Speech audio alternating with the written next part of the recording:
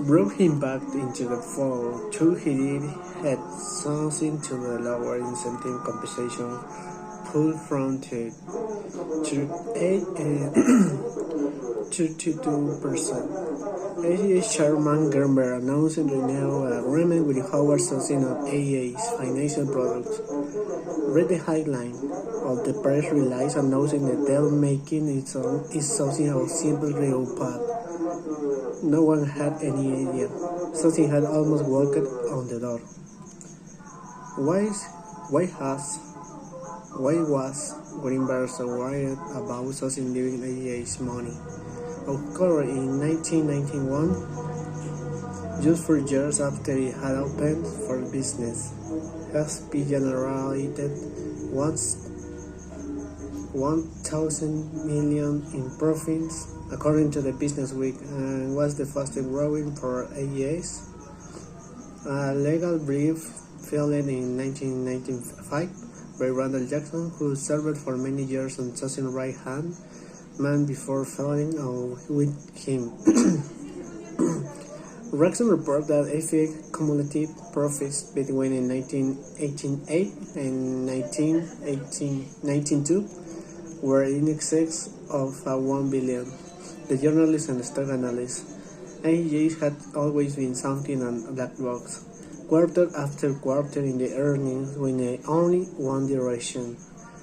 No matter what calamities had taken place around the globe, hurricane floods, earthquakes, light switches, and the bad things that insurers wrote insurance again crushed their profit when the disaster finally struck.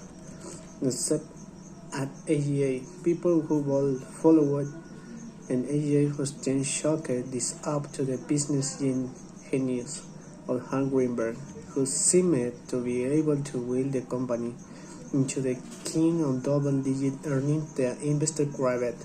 I took on him as Grow CEO, says one former analyst, but I didn't quite get how he did it.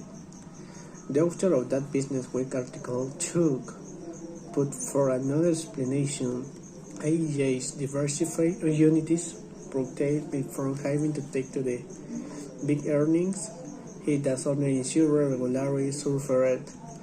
That magazine singled out AEA's various financial service divisions, which it said were generating some 25% of AEA profits. Although AEA, too, has been hit, the magazine grew, suffering a $1,000 million in property damage claimed from the typhoon Omar and hurricanes Andrew and Iniki. It had been shielded by the cash and the life insurance and finance arms continued to the shore out. As it turns out, this wasn't the whole truth either. It will take another dozen or so years for people to figure that out. It is nearly impossible for derivatives dealers to never lose money, no matter how careful they are or how hard. Under Sourcing, FPA had a remarkable run, reading some $18 billion worth of a long-date contract and then handling the brilliantly and circumstances changed. But in 1993, Sourcing made his one big mistake. He lost a lot of money on the SWAT contract. By then, Sourcing had become extraordinarily wealthy. Unlike Greenberg, who lied with both no extravagantly, Sourcing used his new wealth to fund lavish lifestyle. Among his residents was one in Fairfield, Connecticut, at the 5-star mansion to the local called the Custom. According to a Wall Street Journal account at the time, it was an elevator indoor and the outdoor, swimming pools, and squash court, and elaborate security system, including metal gates and ward the end and the driveway. The FP office on the Connecticut and London were every bit of lavish, which stood in marked contrast to AEH. Shavik headquartered near Wall Street. Given how events transpired, it seems pretty clear that the Greenberg had been waiting for something to slip up. The fact that the Greenberg had to back down in 1919 was an intolerable situation. There was only one indispensable person at AEA, after all, and it wasn't Howard Sossin. 2 years after Sossin had signed his new deal for last $100 billion in complicated deal with Apple, the holding company, and the Canadian billionaires Edward and Peter Bronfman, according to the Washington Post. FP had a second deal with Apple, which was not losing money but nonetheless spooked Greenberg. Greenberg had a document draft on the gap, years more control over the joint venture, and the place rotation and transition into the which FP could enter. According to the Ratson lawsuit in February 1993, Sossin sent AEA his notice of termination, which he set for the end of the year. If he stayed true in 1993, he would retain control in FP incentive compensation, which he estimated at $200 million. This time, however, Greenberg was ready, had set in motion a secret plan on one that Berger Corporation. The Washington Post would later write, listening the company's auditors and the PricewaterhouseCoopers Greenberg set up a secret office near FP Connecticut office. There they built a computer system from scratch that will be able to, in effect, reverse engineer FP's trade. So since secret sauce was now Greenberg as well. Then, when Sossin began arbitration proceeding against AEA as a part of his effort to stay until to the end of the year, Greenberg hit back hard. He accused Sossin of fraud and breach of duty, exactly the kind of allegation that is proven would strip Sossin of his right to any of the $200 million the two sides fought over FP execute, with Greenberg offering the promotions and Sossin down to the prospect of being shown of the whatever incentive compensation he won. Both of the execute stayed loyal to Sossin. In November, the two sides settled, with Sossin agreeing to take $2 million, a portion of which he paid to the executives who had left with him.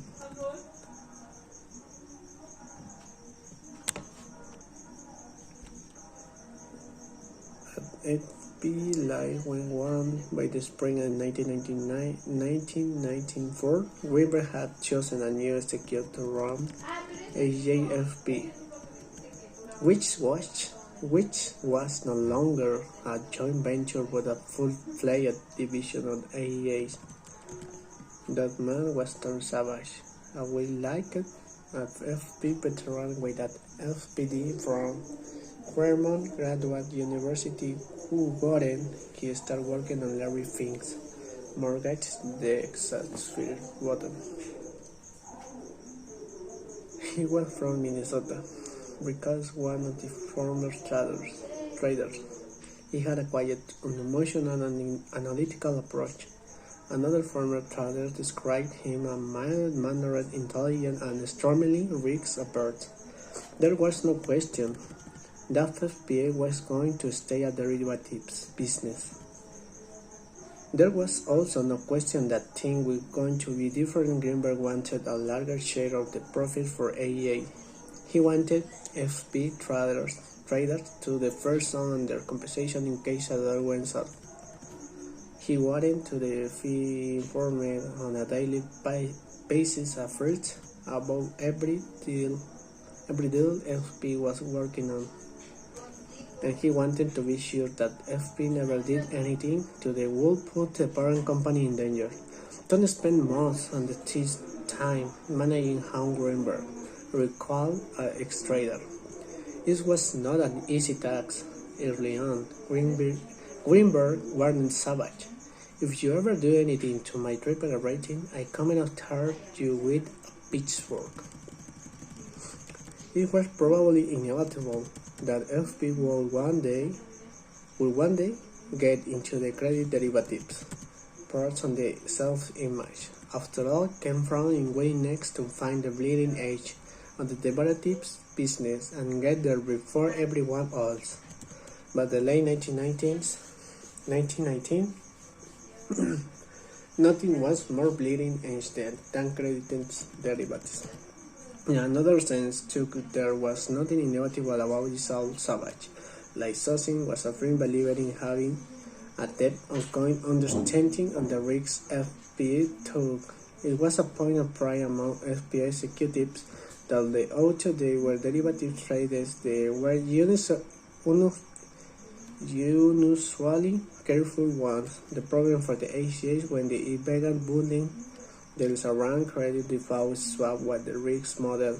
They used a timid to the subjects that they came with virtually no risks at all, which ultimately caused FP to let down its work. The trader and execute didn't do the constant calibrating, didn't bring the skip sims, didn't do the worst case scenario modeling or push the heads that they might have is the sensed danger lurking.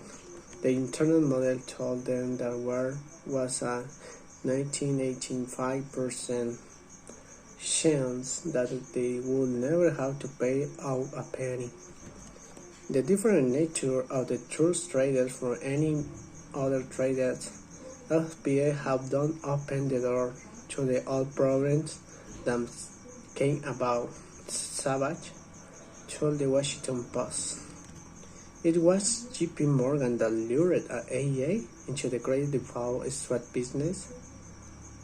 The bank initial in 1994 swap deal, the one that secured against and ends on default, had gone without a hitch.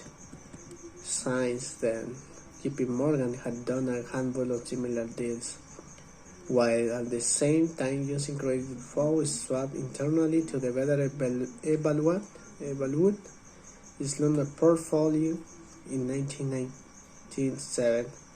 After the bank lost millions of the bank's loan during the Asian financial crisis, the credit derivatives team was spewed a share of the bank commercial lending department, which the aura of the all-time commercial lender. They began using the swap to perform risk analysis on the loan portfolio. Credit default swap were they truly becoming central to the way the bank did business. As for the regulators, once they began to the under-squad credit default swap did, they warmed up to the bank regulators. It turned out like the idea of the banks of lowering some of the default risks the other entities. In theory, it meant that banks were less likely to fail if they made bad loans. In fact, by the 1996, the Federal Reserve agreed with JP Morgan that a bank should get some capital relief if it used credit derivative. It put out a statement saying that it bank used credit default swap to move a borrower's default risks on its balance sheet. It would be allowed with less capital. Once JP Morgan had not been able to create was a tradable market for credit default swaps. Such a market was important to the bank for several reasons. First, it would give to the bank a new line on securities to create the market and trade. Second, its tradable market exists for credit derivatives. The market itself could be used to establish a company default risk. This would give JP Morgan averaged wide for measuring the risk and no commercial. Instead of having a credit default sub-reference a single company like Exxon, JP Morgan bundled together a large, diversified basket on the credit derivatives. The reference hundreds of corporate credits. This was different from other kinds of securitization in one critical way. Investor in mortgage-backed securities owned a piece of the actual mortgage, but those who invested in JP Morgan's invention didn't own a piece of the actual corporate loans. They owned credit default without the performance of which was never determined by the performance on the underlying incorporated credit. The credit default is well referring to the actual loans, which were owned by the others. Because securities like there we bought credit derivatives rather than the real assets. They came to be called synthetics. Just as with mortgage-backed securities, synthetic securities were tranched usually into the three slices. The first and smallest was called the equity portion, and they produced the healthiest return because it came with the most risk. In the event of default, the equity holders will be the first to be wiped out. The second slide was called the missing trench. JP Morgan's model suggested that the possibility that defaults would hit the third tranche was so remote to the capital needed to be held against the final tranche. The bank called this tranche super senior, so named because it was supposed to be safer than either the senior AAA tranche and a typical securitization. The first such synthetic deal, which JP Morgan put together in 1997, was called the Broad Index Securities Trust Offering in Bistro. If the name made A's glazed over, the intricacies of putting them together were even more mind-numbing. The swap covered 9.7 billion worth of corporate credit spread among some companies, according to the Fox Gold Gillian's Tax Authoritative account declaration and credit derivatives. Thanks to the diversification of the credits, JP Morgan calculated that the only word unknowns will be required to insure the entire. So the bank set up and the share company, also called Special Purpose Entity, or SPA, to which it would make insurance-like payments. The SPA is turned. Beginning in December 1997, the payment from JP Morgan flowed through to the shell company to the investor. After much wrangling, the big credit rating agencies agreed that there was very little risk in these securities and rated most on the AAA. The bistro now were quickly snapped up. So where the AGA come in, as will so often be the case with credit derivatives. The issue had to do with capital requirements. Despite their enthusiasm for credit derivatives, bank regulators were leery about bistro, particularly the riskless super senior tranche. Yes, it will take a genuine financial calamity to get to the point where the entire will be eaten up by defaults. But what is happening? Who will be on the hook if there were so many defaults that the reaction to the super seniors and mathematically improbable, and the answer was JP Morgan. For the regulator, that's all that mattered. The fact that JP Morgan was still theoretically on the hood of worst case scenario, and unlikely as it might be, mean that the bank had not completely eliminated the default risks and the portfolio. Therefore, the regulator concluded banks that held the super seniors cost of capital relief not unless they could truly find a way to offload every last penny and the default risks.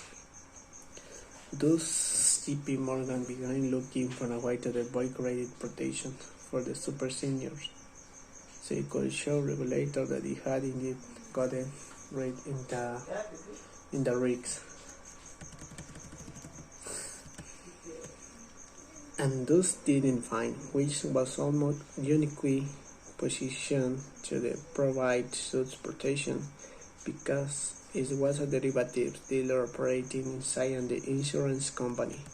FP had no capital requirements. It was already down to the allowed derivative business with JP Morgan and the parent company AAA, a rating meaning that there could be no doubt. Could there be? The FP had the financial wherewithal to back up in the promise to insure the super seniors. In the Bistro deal, JP Morgan bought credit protection from AEH, which took out the risks of super seniors default. Not that anybody or AEH thought there was any risk. There were every piece of convinced JP Morgan that it was a recapitalization. The model suggested that the risk was so remote that the fees were almost free money. Tom Savage would later tell the Washington Post, "Just put it on your books and enjoy the money." Inside the FP, the biggest proponent for getting involved in the business type deals was not Savage, but one of his deputies, Joe Cassano, who had risen from the back office to become the chief operating officer at FP, although he had come with something from direct sale. He didn't have a quiet background. The son of a Brooklyn cop and the graduate of Brooklyn College, Cassano had learned into the business by starting at the bottom and working his way up. It was Cassano who blind master with approach about getting involved in business, and it was Cassano who became the deal's champions internally.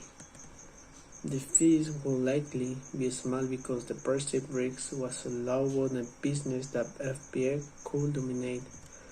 Cassano argued the fees would grow considerably over time in the structured private population. FPA was likely to become the insurer of choice for everybody super seniors, not just JP Morgan. And the regulator once again, they eventually said things essentially, and JP Morgan had hoped that they would.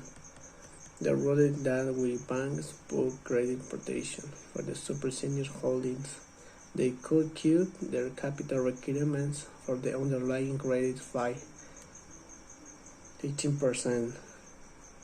This became to the rule that the Basel Committee embraced, and it was adopted by regulators around the world. Not surprisingly,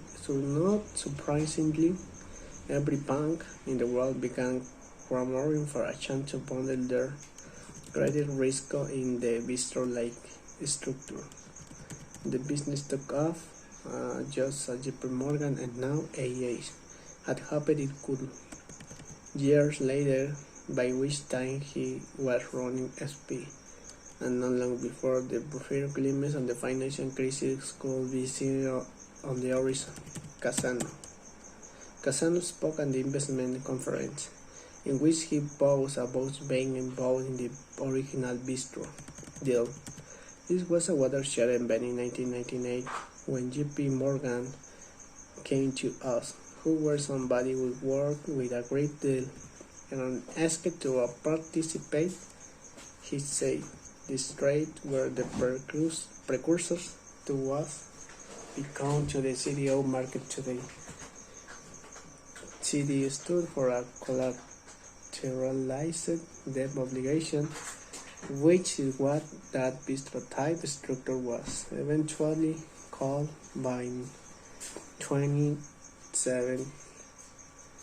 When Casano made two remarks, Wall Street churned them out at this. They were coming off a simple line. There was, however, one giant difference between the early bistro deals and the CDOs on 1907, and the heart of the early bistro deals was corporated debt, but at the heart of the CDO market of 1907 was something far more dangerous mortgage.